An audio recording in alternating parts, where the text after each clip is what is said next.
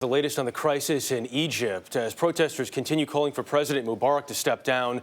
The White House says if he were to leave office too soon, it might set back the country's transition to democracy.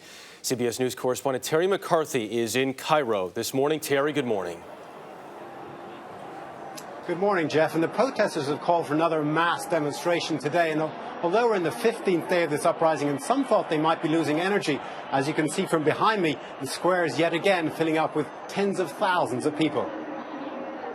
This morning, the demonstrators in Egypt's Tahrir Square awoke recharged by their victory last night, when their revolt that had been largely leaderless finally found its first hero, Wael Ghonim. He's a Google executive who'd been jailed for 12 days, most of that time blindfolded, for his involvement in coordinating the demonstrations on Facebook.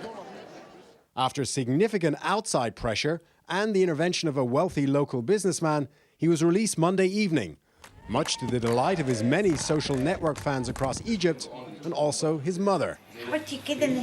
"I want to put a sign on my chest," she says, that reads, "I'm the mother of a hero."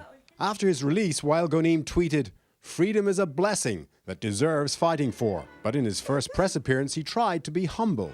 "I'm not a hero," he says. "I'm a very ordinary person. The heroes are the ones in the street." But those weary protesters are digging in for the long haul in the square. They've been organizing wash facilities in public and rigging electrical lines from utility poles to recharge their cell phones so they can keep the social networks buzzing. They received a much-needed boost from their new hero. Meanwhile, the government is trying hard to marginalize them by encouraging the rest of Cairo to return to normal. They've said the stock market, which fell nearly 20% at the beginning of the riots, will now reopen on Sunday. And they've announced a 15% pay hike for 6 million government employees. Earlier today, Vice President Omar Suleiman said on local television that the government does have a timetable for the transfer of power.